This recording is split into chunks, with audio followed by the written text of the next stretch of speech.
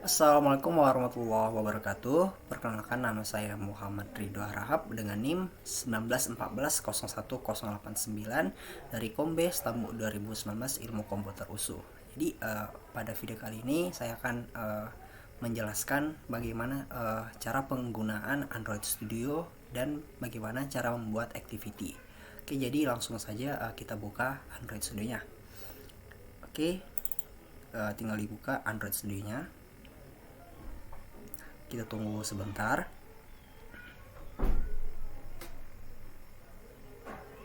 Nah, ini tampilan awal dari Android Studio. Jadi di sini ada project customize. Jadi kalau customize ini mengkustomisasi dari tampilan Android Studio. Kemudian ada plugin. Nah, jadi plugin ini tuh plugin apa aja yang ada ataupun yang mau diinstal. Oke.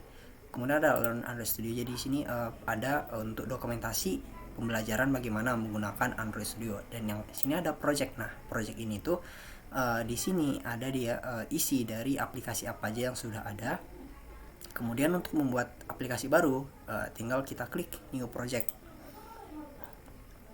Nah, di sini new project itu menyuguhkan banyak template ya. Ada yang dari no activity, basic activity sampai ke native C++. Nah, jadi kita menggunakan sesuai kebutuhan, tapi biasanya sih yang digunakan adalah MT activity karena lebih mudah untuk mengkustomisasi. Kalau menggunakan MT activity bisa double klik ataupun kita next untuk meng-create new project. Oke, kita next. Nah, kemudian ada di sini name, package name, save location, language, dan minimum SDK. Jadi name ini itu adalah nama dari aplikasi yang mau kita buat. Nah, misalnya di sini buatlah aplikasinya namanya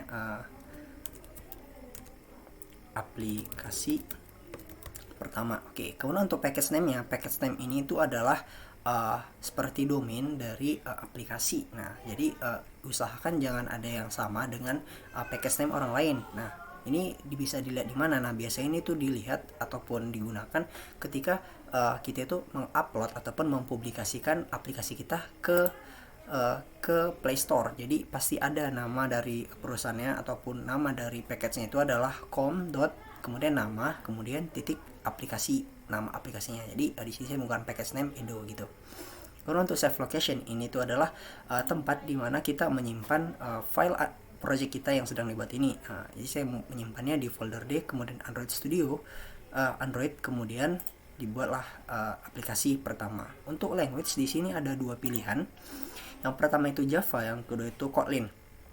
Jadi bebas mau digunakan yang mana aja. Jadi kali ini saya menggunakan Java. Nah, kemudian untuk minimum SDK ini tuh adalah minimum ataupun dari requirement yang dibutuhkan Android ataupun smartphone agar aplikasi ini bisa dijalankan. Jadi di sini itu saya pilih Android 5.0, tapi paling rendah yang sekarang yang disupport itu adalah 4.1 Jelly Bean. Nah, paling tinggi adalah Android 12. Oke, di sini buat Android 5.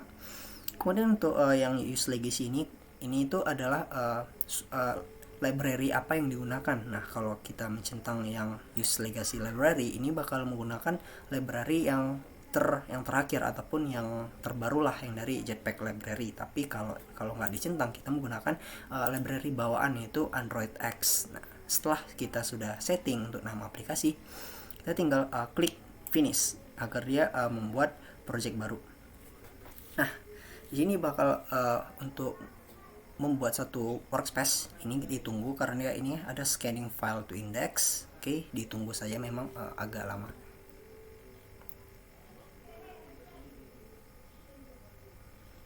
Nah, setelah seperti ini, dia itu bakalan nge-scanning lagi, nge-update, kemudian yang terakhir dia bakalan mendownload Gradle ataupun membuat Gradle. Nah, nih ada Gradle build. Oke, jadi ini ditunggu. Nah, jadi kalau dia sedang membuat Gradle, kita ini harus terhubung ke internet agar Android Studio ini itu bisa mendownload Gradle dari internet. Makanya harus terhubung untuk pertama kali dibuka ataupun ketika pertama kali membuat project baru. Tunggu sebentar sambil dia mendownload.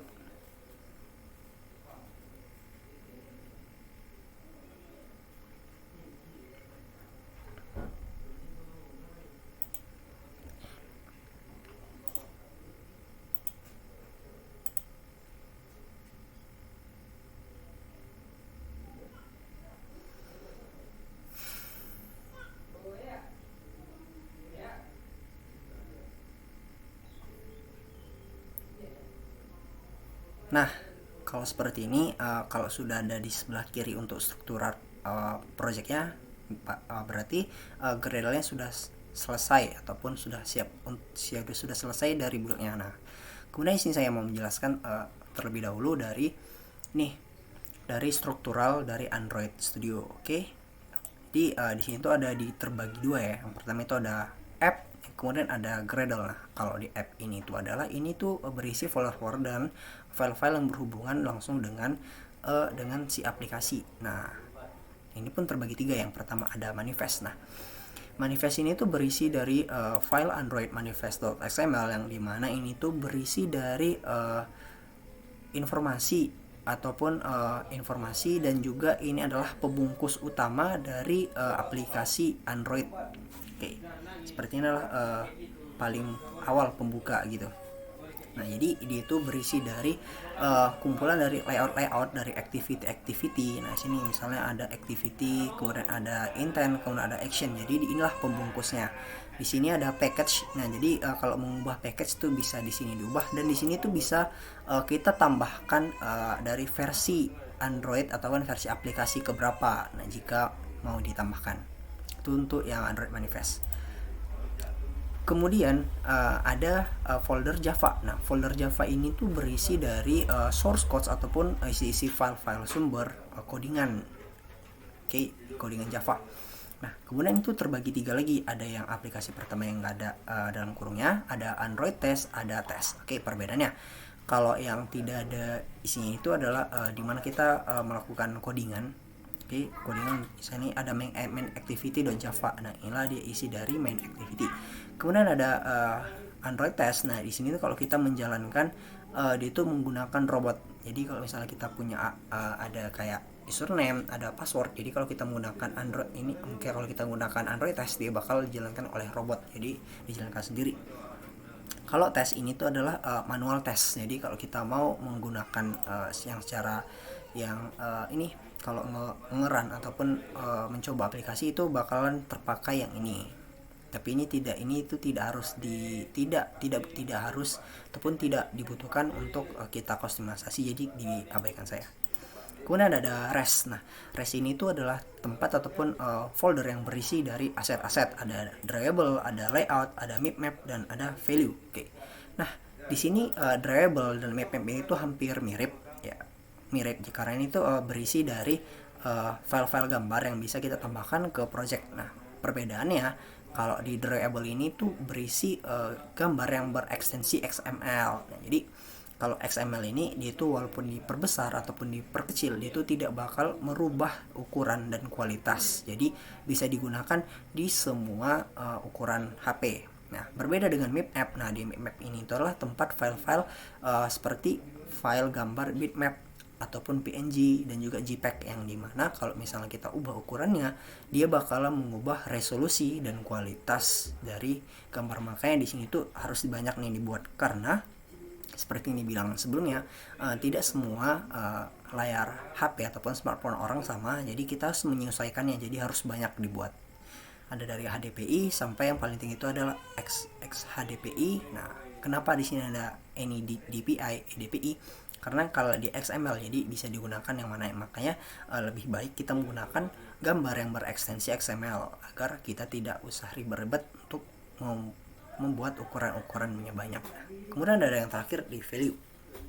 Nah, value ini itu adalah berisi seperti kelas-kelas yang siap pakai, ibaratnya kalau di pemrograman web. Nah, kan ada di CSS. Jadi kalau kita menggunakan kelas ataupun kita menggunakan ID, kita tinggal memanggil kelasnya saja, manggil ID saya, baru langsung nilainya bisa dipanggil. Nah, misalnya ini color. Nah, jadi kalau kita mau menyimpan warna ungu yang seperti ungu muda ini, nah kita tinggal menyimpan purple 200, jadi nggak usah kita buat kode heksanya.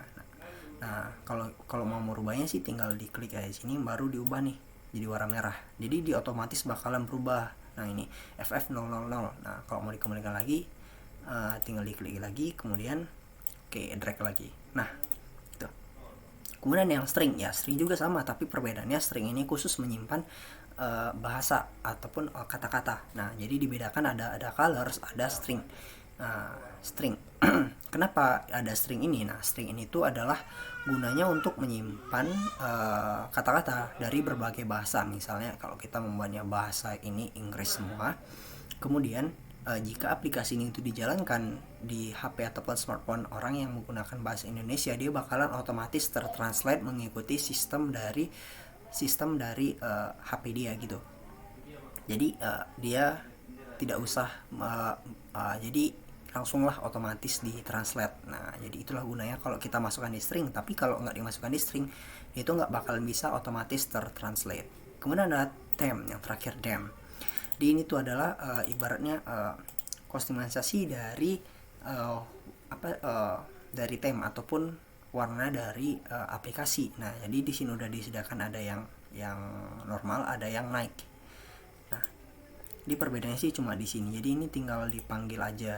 Jadi ini bukan dipanggil lah. Jadi ini tuh bisa langsung menyesuaikan dengan aplikasi dengan settingan HP orang yang menggunakannya. Jadi dia tidak usah ngubah-ngubah. Jadi bakal langsung mengikuti. Oke, seperti itu. Kemudian yang terakhir Gradle. Nah, Gradle ini adalah folder yang dimana kayak konfigurasi dari aplikasi ini. Nah, jadi di sini bisa disimpan nih untuk dependensiesnya yang digunakan apa-apa aja seperti itu. Mungkin ini bakalan jarang sih digunakan di sini tuh untuk yang lebih advance. Kalau ada yang buat di Gradle ini. Oke, begitu. Nah, kemudian bagaimana cara kita ngedebugging ataupun menjalankan aplikasi ini. Jadi bisa dijalankan di sini. Nah, bisa dipilih nih. Ada yang FVD Manager. Kalau FVD Manager ini tuh kita langsung menggunakan virtual device dari Android Studio. Tapi ini tuh cukup memakan RAM yang besar ataupun resource. Jadi saya nggak menggunakannya. Saya menggunakan di sini itu adalah emulator. Ya, tetap menggunakan emulator.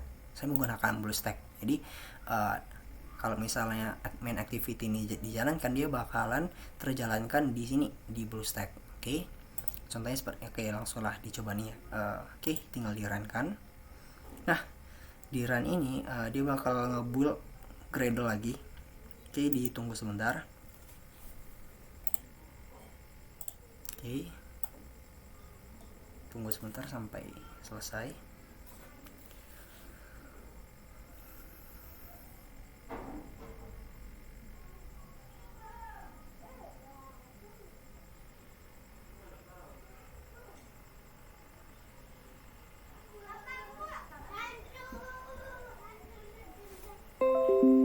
Nah, Gradle-nya udah finish, nggak ada error.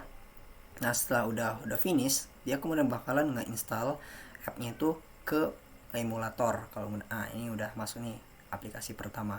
Kemudian dia bakalan nge-launching activity-nya. Dia langsung terbuka. Nah, ini di aplikasi pertama dengan isinya itu ada Hello World. Seperti itu.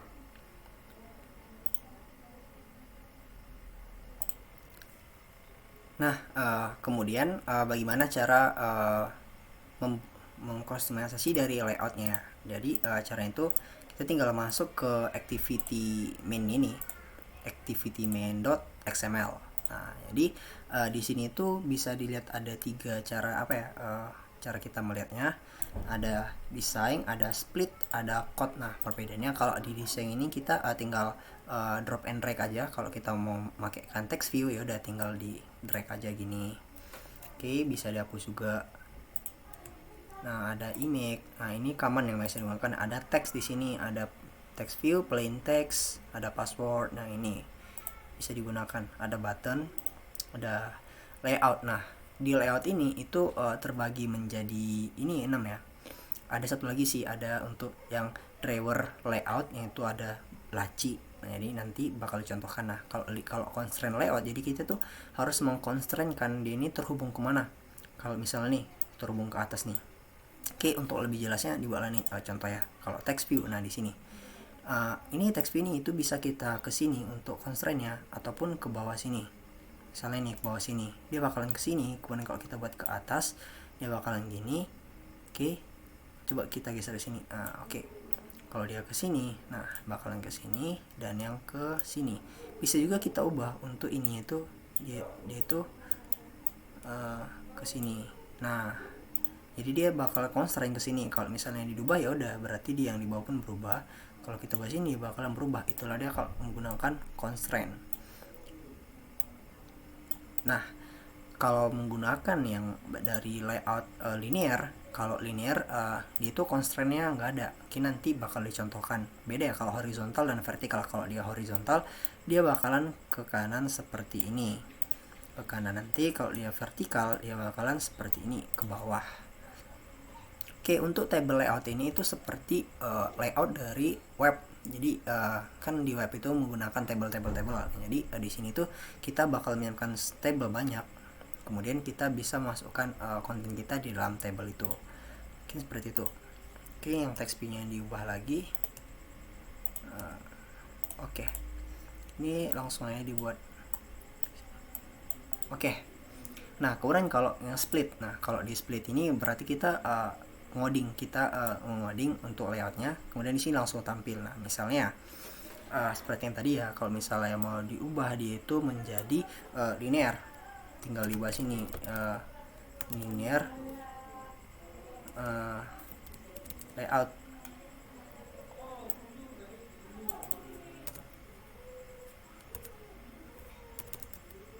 Nah, linear layout.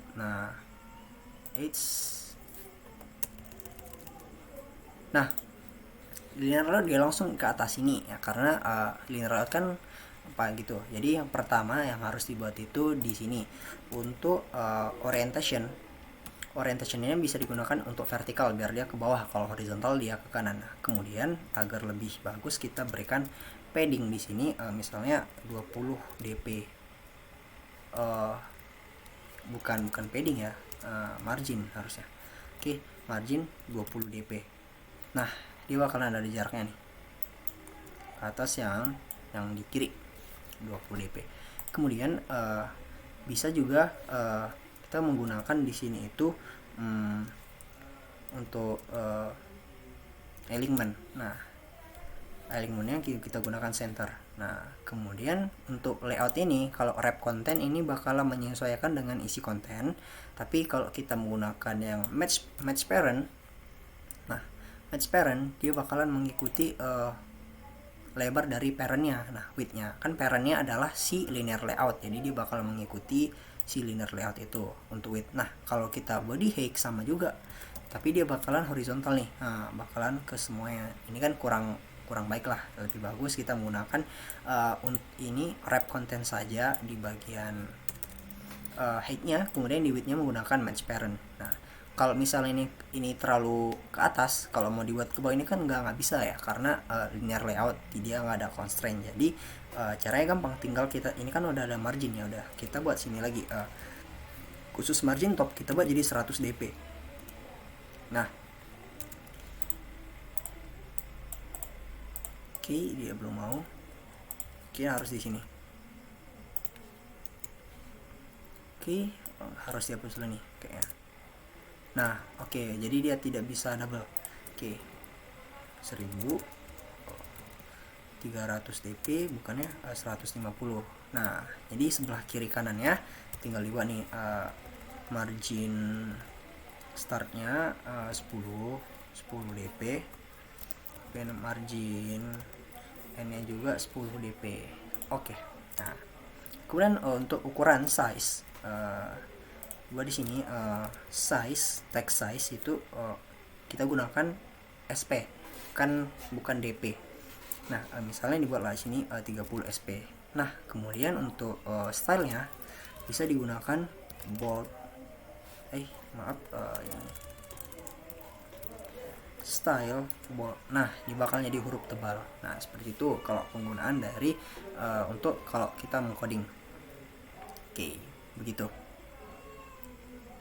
Nah, kemudian untuk itu kalau kita untuk pengkodingan. Jadi mungkin gitu untuk yang bagian ini. Nah, selanjutnya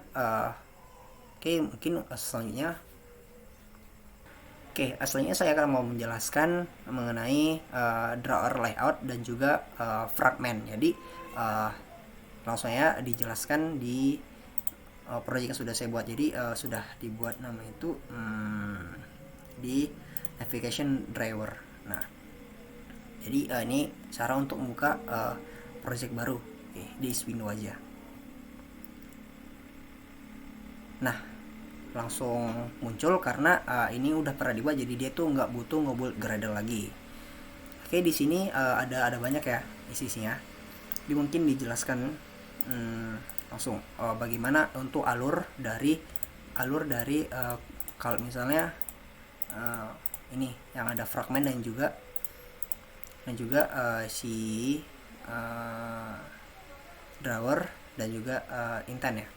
Jadi kalau driver itu kan adalah layout menggunakan laci. Jadi contohnya itu seperti ini. Activity main. Nah, inilah dia ada mode lacinya, ada mode yang normal gitu. Ini kalau misalnya dibuat di laci. Oke, untuk codingan itu dia ini menggunakan ini kita buat dulu app bar configuration app bar configuration. Nah, kemudian ada activity main binding. Ini sih yang utama. Jadi kalau kita menggunakan fragment, jadi kita tuh ngebinding ke main activity. Jadi karena kan ini menggunakan fragment, jadi fragment ini yang bakalan dibandingkan ke main activity, makanya kita menggunakan main activity binding. Nah, kemudian on create. Nah, di sini ada on create ini tuh adalah satu siklus kehidupan dari aplikasi. Jadi pertama itu adalah on create, kemudian ada on start, ada selanjutnya itulah kita menggunakan aplikasi. Nah, setelah kita menggunakan aplikasi ada on resume, kemudian ada on pause kalau kita udah berhenti, kemudian yang terakhir ada on stop kalau kita sudah mendestroy dari aplikasi ataupun kita keluar dari aplikasi. Nah, itu dia kalau untuk siklus hidup dan callback method. Oke. Sini ada set super action bar. Jadi inilah dia kalau kita mau menggunakan ini tuh action bar ataupun sebelah ujung di bawah. Oke, saya tunjukkan dulu. Nah, ini dia adalah itu si nih, set support action bar. Jadi kalau misalnya dia diklik, dia bakalan dia bakal menampilkan snack bar itu replace with your action gitu ya, kalau misalnya ini nanti diklik. Nah, gitu. Kemudian ada driver layout. Inilah dia kita menggunakan laci, kemudian kita buat lagi sebuah navigation view. Nah, navigation view itu nampaknya di sini, tapi ini masih belum ada. Oke. Nah, sini ada app configuration. Jadi kita menggunakan widget yang sudah ada, itu app bar configuration. Yang pertama ada nav home, ada nav gallery, ada nav slideshow. Jadi ini tuh bisa dilihat dari sini main activity driver. Nah, ini ada nav home, gallery, dan slideshow. Jadi isinya nanti bakalan seperti ini yang di drivernya. Nah, kemudian nav controller. Jadi kalau misalnya diklik si navnya nih sesuai dengan ID-nya, dia bakal merujuk pergi ke ID-nya nih. Ini masing-masing itu kan adalah fragment. Jadi dia bakalan pergi ke fragment itu. Nah, gitu. Kemudian ada override public boolean on create option menu. Option menu itu seperti titik 3 yang di sini. Titik 3 nanti bakal ada di sini, dia titik 3 itulah dia fungsinya. Kalau misalnya diklik jadi dia ada setting. Oke, ini navigate up. Ini bantuan dari si controller. Jadi pertama udah dibuat ini si drivernya, kemudian ada sebuah function lagi yang dimana kalau misalnya kita klik dia bakalan pergi ke situ. Oke, itu untuk yang main activity. Nah, kemudian lanjut ke fragmentnya. Nah, kalau misalnya tadi yang ini diklik, dia bakalan pergi ke home. Nah, untuk home-nya itu dilihat di layout, kemudian fragment home. Nah, fragment home-nya sudah saya buat seperti ini. Nah, jadi ini itu menggunakan constraint layout. Jadi ada text view, kemudian ada image. Jadi ini constraint-nya ke atas sini, ini constraint-nya ke bawah sini, dan ini constraint ke atas sini. Jadi yang sini langsung semua, sedangkan yang ini constraint ke atas sini, yang ini constraint ke sini. Nah, gitu. Oke. Selanjutnya yang di fragment ini. Nah, di fragment gallery itu di sini ada sebuah edit text, kemudian ada button. Nah, ini bisa di sini. Kemudian ada yang terakhir itu ada di fragment slideshow. Nah di sini ada intent explicit, jadi yang bakalan kita jalankan bagaimana intent explicit itu. Oke, sama ya di sini text view, ada edit, kemudian ada button. Nah button seperti ini. Oke, di sini menggunakan constraint layout juga. Nah itu dia untuk penjelasannya bagian dari sini. Kemudian untuk codingannya, di sini codingannya saya jelaskan satu karena semua sebenarnya sama, tinggal nge-binding jadi satu aja di galeri. Nah jadi di sini dibuat satu public class namanya itu gallery fragment. Dia itu mengekstensi dari si fragment, jadi turunan dari fragment. Jadi si gallery ini bisa menggunakan apa aja yang dimiliki dari si fragment. Nah, seperti biasa diinisiasikan dulu widget yang digunakan. Widget yang digunakan itu adalah fragment gallery binding. Nah kemudian on create view. Nah ini kan on create view. Nah bedanya di sini itu ada on create. Kenapa? Karena sebenarnya yang menjalankan itu adalah si main activity. Nah si galeri ini itu hanya tinggal dipanggil untuk dilihatnya. Kemudian ada binding di binding lagi fragment gallery inflate, inflator, container, kemudian attach to parent false. Artinya ini tuh ini kan parentnya adalah si main activity, jadi dia tuh nggak langsung melekat ke si parent, jadi bisa nanti dihilangkan. Kemudian untuk view apa yang dilihat? Yang dilihat itu adalah si binding. Kemudian return root sebenarnya bisa langsung di sini untuk di return di sini. Nah bisa langsung return view root, tapi pakai aja yang untuk return root, nah biar lebih jelas. Kemudian ada public void on destroy. Nah kalau misalnya kita udah keluar dari si ini, kalau kita udah kayak ini siklus hidupnya tadi on stop, dia bakalan ngedestroy si view-nya karena kita mau pergi ke tampilan yang lain, view yang lain. Nah seperti itu. Oke, mungkin itu coba dijalankan. Nah seperti biasa ini kita gunakan yang emulator karena menggunakan dari si BlueStack. Nah ini di run app, dia bakal gradual build lagi. Oke, tunggu aja. Sebenarnya sih udah ada di sini yang navigation driver yang udah diinstal di sini, tapi tunggu aja lagi.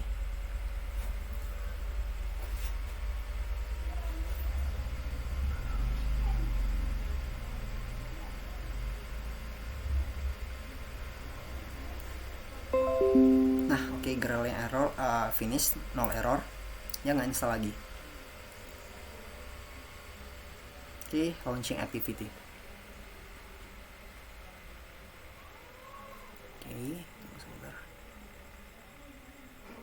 Nah, ada yang aneh di sini karena si fragmentnya home ini dia itu nggak ditampilkan gambar. Oke, saya juga nggak tahu kenapa. Oke, tapi ini udah tampil semua. Nah, inilah dia yang bagian dari ini yang option di setting. Kemudian di sini ada yang ini ada ini action bar yang tadi, ada snack bar itu maksudnya ini kalau misalnya diklik ini dia snack bar ada di sini. Nah ini namanya FAB, fun action button gitu. Kemudian ada on create option menu, ini option menu. Kemudian ada support navigate up ini. Nah sini ada ini tuh yang atas ini adalah navider main. Oke. Kemudian yang di bawah ini itu adalah tadi di mana ya? Nah, di main driver. Nah, jadi kalau misalnya dilihat di sini. Nah, di activity main XML ya, yang di main yang utama dia itu include ini. Jadi dia memanggil app bermain, inilah dia semuanya itu. Kemudian dia memanggil lagi ini. Jadi yang dipanggil itu adalah app header layout. Nah, jadi navider main dia dipanggil. Kemudian dipanggil lagi app menunya si activity main driver. Nah, jadi disatukan. Jadi kalau menggunakan fragment ataupun driver layout jadi itu dipanggil-panggil. Nah, seperti itu. Oke, nah home-nya seperti ini. Kemudian ada implicit intent-nya seperti ini. Nah, oke. Ada intent itu terbagi dua. Yang pertama ada implicit intent, yang kedua ada explicit intent. Nah, kalau dia implicit intent, kita ini bakalan mengirimkan data ataupun kita bakalan berkomunikasi dengan yang di luar aplikasi. Nah misalnya aplikasi ini kita mau berkomunikasi dengan Google Maps, jadi kita bisa menggunakan implicit intent.